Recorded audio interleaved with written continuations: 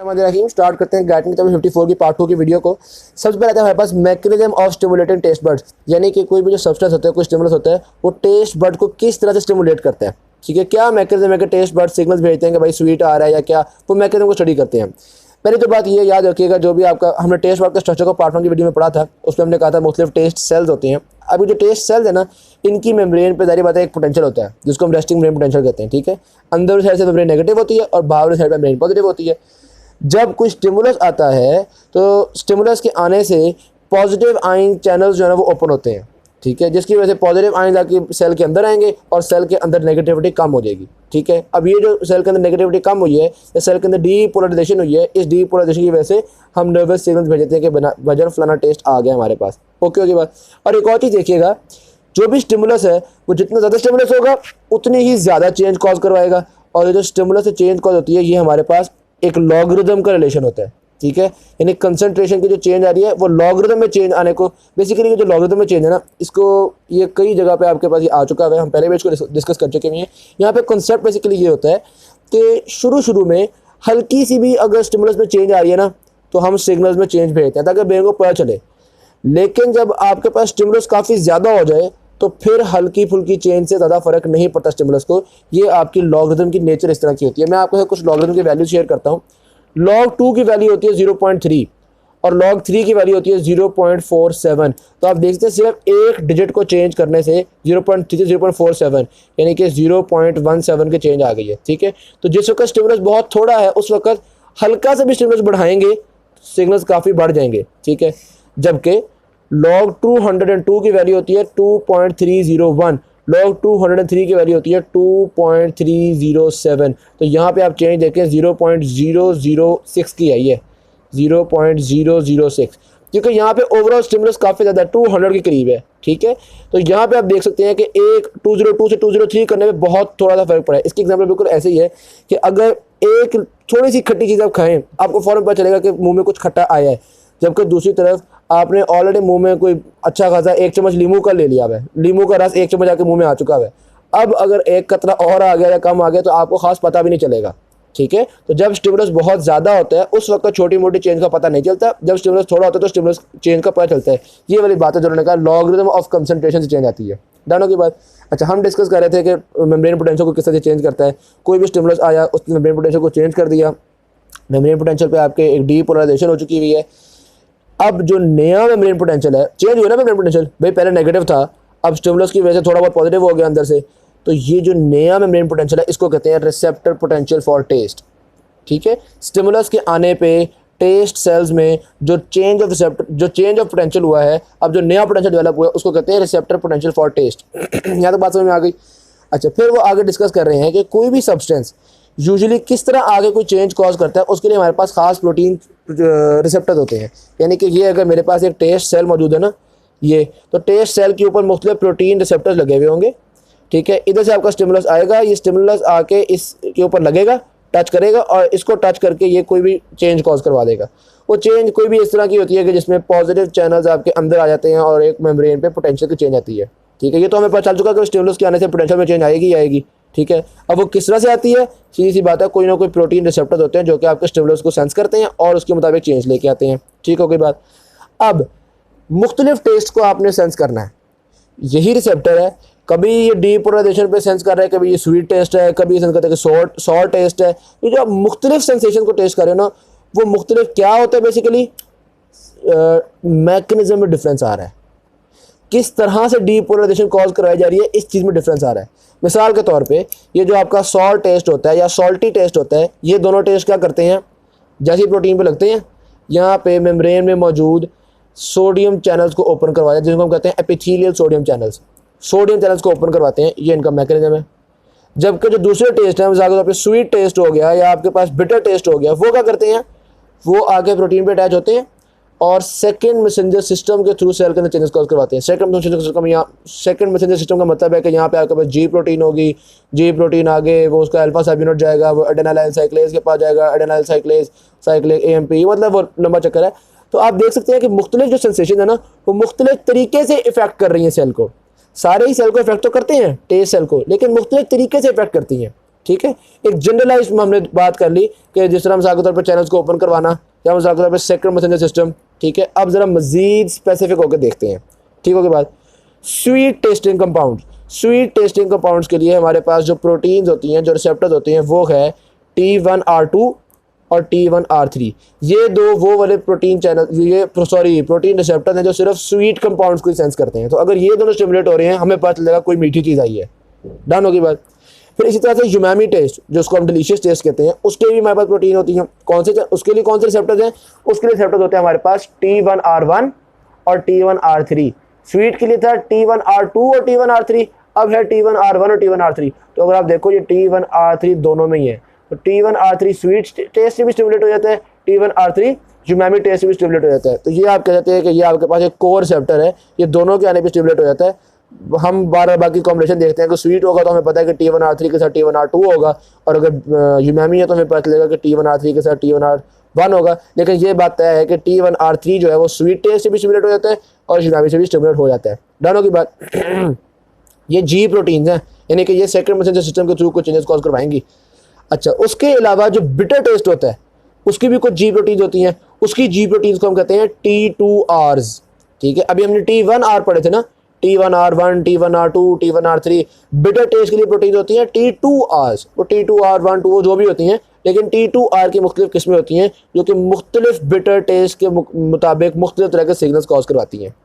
डाउनों की बात। तो अब हम देख सकते हैं कि मुख्तलिफ सेंसेशंस के सेल पे मुख्तलिफ असर है। क्यों? क्योंकि सेल के पास मुख्तलिफ तरह के रिसेप्टर्स हैं। कोई रिसेप्टर स्वीट के लिए हैं, कोई रिसेप्टर सॉर के लिए हैं, कोई रिसेप्टर बिटर के लिए हैं, कोई रिसेप्टर उमामी के लिए हैं। सही होगी बात। सॉर टेस्ट, जो एसिडिक टेस्ट, जो खट्टा टेस्ट होता है, वो किस तरह का होता है? वो हमें लगता है कि यार सीधी बात है, अगर एसिडिक है हाइड्रोजन आयंस होंगे तो हाइड्रोजन आयन से कुछ चेंजेस कॉज होती हैं, जिस तरह पोटेशियम चैनल में कुछ चेंजेस आ गई। ये हमें ना इतना क्लियरली अंडरस्टूड नहीं है, लेकिन हमें रिसेंट स्टडीज से यही लगता है कि यार हाइड्रोजन आयन से कुछ पोटेशियम चैनल है जो कि ओपन होते होंगे, या हो सकता है कुछ हमारे पास सिलेक्टिव आयन चैनल है जिनको हम ऑटो पैटर्न 1 कहते हैं। तो हमारा ये ख्याल है, लेकिन ये बात हमें समझ में आ चुकी हुई है कि टेस्ट सेल्स के ऊपर मुख्तलिफ तरह के रिसेप्टर्स हैं जो कि मुख्तलिफ टेस्ट स्टिमुलाई को रिसीव कर रहे होते हैं। कोई स्वीट के लिए होता है, कोई सॉर के लिए होता है, कोई किसी के लिए, कोई किसी के लिए। ओके होगी बात। ऑलराइट जी, फिर आगे आता है हमारे पास generation of nerve impulse by the taste bud. जब भी कोई टेस्ट आता है, जैसे ही वो टेस्ट आया फौरी तौर पे बहुत ज़्यादा नर्व इम्पल्स भेजी जाती है, क्योंकि उस टेस्ट के आते साथ ही फ़ौरन बहुत सारी चेंजेस आती हैं। ठीक है, तो इमीडिएटली काफ़ी ज़्यादा नर्व इम्पल्स भेजी जाएंगी और फिर आहिस्ता आहिस्ता नर्व इम्पल्स भेजना थोड़े होते हैं। तो जब भी अगर आप कोई मीठी चीज़ खाते हो तो शुरू में बहुत ज़्यादा स्वीट टेस्ट फील होगा आपको, और फिर आहिस्ता आहिस्ता थोड़ा कम फील होगा, और वो थोड़ा कम तो जारी बात है फील होता रहेगा जब तक वो मीठी चीज़ आपके मुंह में रहेगी। ठीक है, तो इमीडिएटली काफ़ी ज़्यादा सेंसेशन जाती हैं और फिर वीक सेंसेशन काफ़ी टाइम तक जाती ही रहती हैं। ऑलराइट, अब आती है हमारे पास ट्रांसमिशन ऑफ टेस्ट सिग्नल्स। ये जो टेस्ट सिग्नल्स हमने भी तो ये डिस्कस कर लिया ना कि ये जनाब टेस्ट सेल जो है वो स्टिमुलेट हो गया, टेस्ट सेल के नीचे हमें पता है यहाँ पे नर्व्स वगैरह होती हैं, नर्व स्टिमुलेट हो गई। अब ये नर्व्स जनाब कहाँ से पैगाम किधर लेके जाएंगी, इस चीज़ को पढ़ते हैं। सही होगी बात। सबसे पहले देखते हैं जो आपकी टंग का एंटीरियर 2/3 होता है, सामने वाला ऐसा होता है, यहाँ से सिग्नल कैसे जाएंगे? टंग के एंटीरियर 2/3 से सिग्नल जाते हैं आपकी लिंगुअल नर्व से, ये लिखा हुआ है लिंगुअल नर्व से होते हुए कॉर्डिया टेम्पनी के थ्रू। असल में कॉर्डिया टेम्पनी ना फेशियल नर्व की एक ब्रांच है। ठीक है, यानी कि ये आपके पास फेशियल नर्व जा रही है और ये फेशियल नर्व की एक ब्रांच है। ठीक है, तो ये आपके पास ये कॉर्डिया टेम्पनी है, तो ये आपके पास दाखिल हो गई कॉर्डिया टेम्पनी में, फिर ये फेशियल नर्व से होते हुए गुजरी और फेशियल नर्व से होते हुए पहुंच जाती है न्यूक्लियस ऑफ ट्रैक्टस सॉलिटेरियस में। ये देखो, ये पहुंच गई न्यूक्लियस ऑफ ट्रैक्टस सॉलिटेरियस में। ठीक है, तो एंटीरियर एंटीरियर 2/3 ऑफ जो टंग है, वहाँ से मैसेजेस कैसे गए? लिंगुअल नर्व कॉर्डिया टेम्पनी से होती हुई फेशियल नर्व से होती हुई पहुंच गई आपके न्यूक्लियस ऑफ ट्रैक्टस सॉलिटेरियस में। और अगर पोस्टीरियर साइड ऑफ टंग की बात की जाए तो वहाँ पे जनाब मैसेज आता है ग्लॉसोफरेंजियल नर्व के थ्रू। ग्लॉसोफरेंजियल नर्व के थ्रू मैसेज आता है और पहुँचता वहीं पे है, यानी कि न्यूक्लियस ऑफ ट्रैक्टस सॉलिटेरियस में। और फिर टंग के जो बिल्कुल पिछले हिस्से होते हैं या आपका फेरेंक्स वगैरह होता है, वहाँ पे हमने कहा थोड़े बहुत टेस्ट बर्ड्स होते ही हैं। ठीक है, आपको याद होगा जब टेस्ट बर्ड्स की यहाँ पे हमने पढ़ी थी डिस्ट्रीब्यूशन पढ़ी थी, तो हमने कहा था थोड़े बहुत टेस्ट बर्ड्स आपके ईसोफेगस इन जगहों पे भी होते हैं। तो वो जो टेस्ट बर्ड्स होते हैं ना फेरेंक्स वगैरह के, वो जाते हैं, ये आपके पास देख सकते हैं, वो भी पहुंचेंगे आपके पास न्यूक्लियस ऑफ ट्रैक्टस सॉलिटेरियस में ही, लेकिन वो जाते हैं वेगस नर्व के थ्रू। ये आप देख सकते हैं नर्व 10 लिखा हुआ है। 10 नर्व का मतलब क्या होता है? Vagus nerve. यहाँ पे लिखा हुआ है नर्व नंबर 9, यानी कि ग्लॉसोफरेंजियल नर्व। आपको पता है पोस्टीरियर साइड ऑफ टंग से ग्लॉसोफरेंजियल नर्व लेके जा रही है और एंटीरियर साइड ऑफ टंग से फेशियल नर्व के थ्रू। ये लिखा हुआ है नर्व नंबर 8। डन होगी बात, 7 फेशियल नर्व क्रेनियल नर्व 7 होती है। ठीक होगी बात। तो ये हमने देखा इन सारी जगहों से, मुख्तलिफ जगहों से पैगाम मुख्तलिफ रास्तों से होते हुए न्यूक्लियस ऑफ ट्रैक्टर सोलिटरस तक आ गए। अब न्यूक्लियस ऑफ ट्रैक्टर सोलिटरस से मतलब यहाँ पे आके ये पहले वाले न्यूरॉन्स खत्म हो गए, अब अगले न्यूरॉन्स चलेंगे आपके पास जिनको हम कहते हैं second order neurons. Second order neurons आपके न्यूक्लियस ऑफ ट्रैक्टर सोलिटरस से होते हुए आपके थैलेमस के पोर्शन पे, जिसको हम कहते हैं ventral posterior medial nucleus of thalamus, ventral posterior medial nucleus of thalamus, ये आप देख सकते हैं, ये आ गया थैलेमस पे। ठीक है, पहले न्यूरॉन्स मैसेज को लेके न्यूक्लियस ऑफ ट्रैक्टर सोलिटरस तक, फिर सेकंड ऑर्डर न्यूरॉन्स आपके मैसेजेस को न्यूक्लियस ऑफ ट्रैक्टर सोलिटरस से लेके गए थैलेमस तक। थैलेमस के कौन से पोर्शन तक? Ventral posterior medial nucleus thalamus. फिर थैलेमस से पैगाम आपके कॉर्टेक्स के उस जगह पे जाएगा जहाँ पे आप टेस्ट को समझ सकते हो, जहाँ पे आप टेस्ट को परसीव कर सकते हो। ये कौन सी जगह होती है, इसको थोड़ा सा हम समझ लेते हैं ज़रा एनाटॉमिकली, उसकी कौन सा एरिया है। ये देखिएगा, ये आपका ब्रेन है, ये इसमें आपके पास प्री सेंट्रल गायरस है, ये पोस्ट सेंट्रल गायरस है। तो वो कह रहे हैं पोस्ट सेंट्रल गायरस का लोअर पोर्शन, यानी कुछ ये वाली एरिया।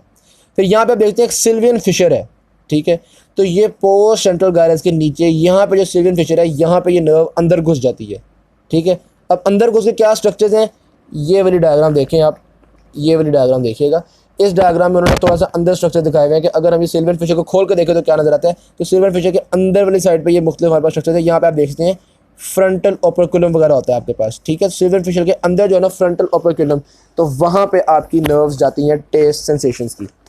ठीक होगी बात। तो ये आप देख सकते हैं, ये उन्होंने दिखाया हुआ है, ये सिल्वियन फिशर के अंदर घुस गया है और इंसुलर कॉर्टेक्स में मुख्तलिफ जगह होती हैं, यहाँ पे टेस्ट सेंसेशंस पहुँचती हैं और आपका ब्रेन उसको परसीव कर लेता है। और आपका ब्रेन तो जाहिर बात है बड़ा सियाना है, वो तो इन सारी चीज़ों को समझ ही लेता है। ठीक होगी बात, यहाँ तक बात क्लियर हो गई। एक और चीज़ यहाँ पर उन्होंने बताई हुई है भाई, न्यूक्लियस ट्रैक्टर सोलिटरस से हमने ये तो देख लिया कि ये पैगाम गया आपके पास थैलेमस में और थैलेमस से यहाँ पे आगे चला गया। ठीक है, लेकिन न्यूक्लियस ट्रैक्टर सोलिटरस से हमेशा थैलेमस में नहीं जाता, कुछ पैगाम हम कहीं और भी भेजते हैं। कहाँ भेजते हैं जी? सुपीरियर सैलिवेटरी और इन्फीरियर सैलिवेटरी न्यूक्लियाई। हम कहते हैं यार ब्रेन तक तो बाद में पहुँचेगी बात कि क्या हुआ क्या नहीं हुआ, फिलहाल स्लाइवा को उसके हिसाब से स्टिमुलेट कर लो। आपको पता ना खट्टी चीज़ खाएं तो स्लाइवा बहुत रिलीज हो जाता है आपके मुँह में, हम कहते हैं भाई थूक ज़्यादा बनता है। ठीक है, तो वो बेसिकली यही काम है कि यहाँ पे न्यूक्लियस ऑफ ट्रैक्टर सोलिटरस सुपीरियर सैलिवेटरी और इन्फीरियर सैलिवेटरी न्यूक्लियाई को मैसेज भेज देता है कि यार ये टेस्ट आ रहा है, उसके हिसाब से तुम सलाइवा को कम ज़्यादा कर लो। ब्रेन तो बताता रहेगा कि ये मीठा है खट्टा है क्या है, तुम फिलहाल सलाइवा को कम ज़्यादा कर लो। ठीक होगी बात। तो न्यूक्लियस ऑफ ट्रैक्टर सोलिटरस से मैसेजेस थैलेमस के थ्रू कॉर्टेक्स में भी जाते हैं और मैसेजेस आपके इन्फीरियर सैलिवेटरी और सुपीरियर सैलिवेटरी न्यूक्लियाई के पास भी जाते हैं। यहाँ तक बात समझ में आ गई। नेक्स्ट आता है हमारे पास रैपिड अडेप्टेशन ऑफ टेस्ट। हम जब भी कोई चीज़ अपने मतलब टेस्ट हमें किसी भी चीज़ का आना शुरू होता है तो 1 मिनट के बाद या 1.5 मिनट के बाद उस चीज़ का टेस्ट आना कम हो जाता है या आना ख़त्म हो जाता है। ये है अडेप्टेशन ऑफ टेस्ट। यानी पहले कोई चीज़ मेरे मुंह में, कोई मीठी चीज़ मुंह में आई, मुझे पता चला ये कोई मीठी, मुझे पता चला कि भाई स्वीट टेस्ट आया है, लेकिन जब वो तकरीबन 1 मिनट मेरे मुँह में पड़ी रही तो अब मुझे स्वीट टेस्ट की सेंसेशन आना बंद हो गई। मैं कहा ऐसी कौन सी बात है, नॉर्मली यही होता है काम।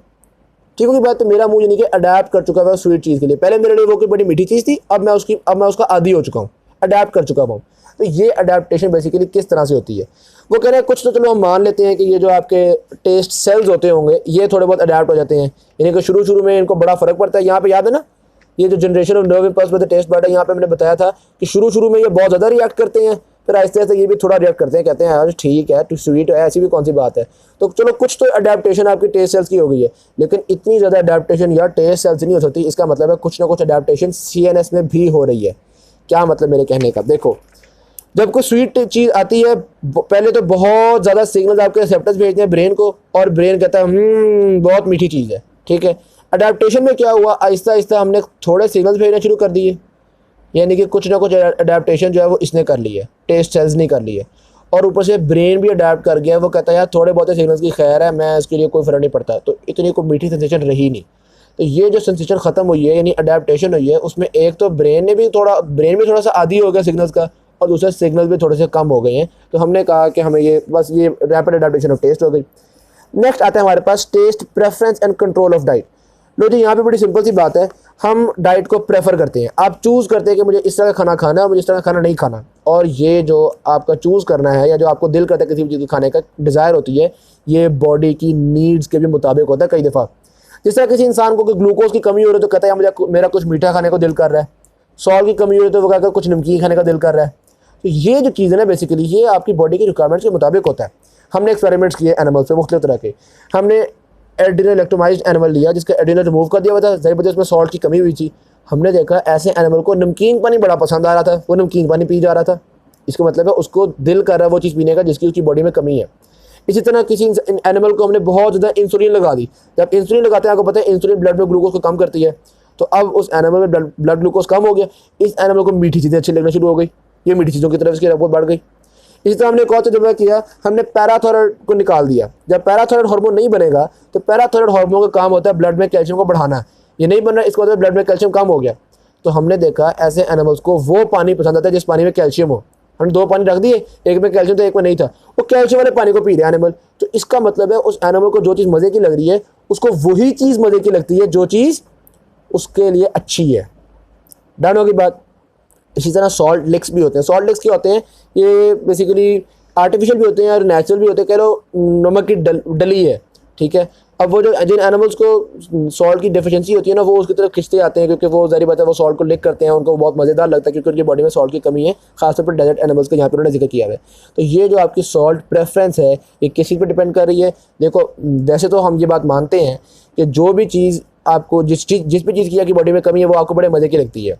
2 वजह, कुछ ना कुछ तो चलो टेस्ट बर्ड्स ही चेंज हो गए हैं। मसलन अगर मीठे की कमी है तो जो मीठे वाला टेस्ट बर्ड होगा ना वो बहुत सेंसिटिव हो जाएगा, वो बहुत एक्टिव हो जाएगा। थोड़ी सी भी कोई मीठी चीज़ आएगी वो फ़ौरन कहेगा हाँ हाँ यही ठीक है, बहुत अच्छी चीज़ आ रही है, बहुत अच्छी चीज़ आ रही है, ठीक है। लेकिन मेनली जो चेंज आ रही होती है वो आपके CNS में आ रही होती है। मेनली ये जो हमने टेस्ट प्रेफरेंस की है कि यार वो चीज़ खानी चाहिए वो चीज़ नहीं खानी चाहिए, वो ब्रेन ही सारी चीज़ों को कंट्रोल कर रहा होता है। ज़ाहिर सी बात है ब्रेन को पता चलता है कि बॉडी में ग्लूकोज कम है या क्या ज़्यादा है क्या कम है। तो ये जो मेनली जो टेस्ट प्रेफरेंस है ना, इसमें आपका ब्रेन या central nervous system role play कर रहा होता है। और वैसे इसका सबूत इसका एक सबूत भी है। सबूत ये है कि कोई चीज़ ऐसी हो ना जो किसी इंसान ने खाई हो और खाने के बाद उसकी तबीयत ख़राब हो गई हो, महीने बाद भी उसको वो चीज़ अब अच्छी नहीं लगती। मिसाल के तौर पे एक दफ़ा किसी इंसान ने प्रॉन्स खाए, प्रॉन्स खा के उसको वॉमिटिंग वगैरह हुई, ठीक है। अब महीने बाद भी उसको जो प्रॉन्स जाएंगे वो कहेगा नहीं ये मज़े की चीज़ नहीं है। तो टेस्ट बर्ड्स को तो नहीं ना पता महीने पहले से, हाँ ब्रेन को पता है कि महीने पहले मसला हुआ था। तो अब उसको जो मज़े की नहीं लग रही प्रॉन्स, इसका मतलब है ब्रेन का यहाँ पे रोल होता है। समझ आ गई। तो टेस्ट प्रेफरेंस में मेन रोल आपका ब्रेन प्ले कर रहा होता है। थोड़े बहुत हम कहते हैं कि टेस्ट बर्ड्स भी बॉडी के रिक्वायरमेंट्स के मुताबिक सेंसिटिव हो जाते हैं। Thank you very much. यहाँ तक मेरे पार्ट 2 की वीडियो कंप्लीट होती है। सेंस ऑफ स्मेल इंशाल्लाह पार्ट 3 की वीडियो में डिस्कस करेंगे। वीडियो अच्छी लगी शेयर कीजिएगा, चैनल को सब्सक्राइब कीजिएगा।